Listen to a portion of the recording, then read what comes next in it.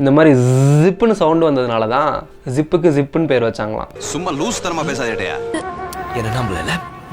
தீயணைப்பு வீரர்கள், fashion show models, அப்புறம் விண்வெளி வீரர்கள், இவங்க எல்லாத்துக்கும் காமனாக இருக்கிறது என்ன தெரியுமா?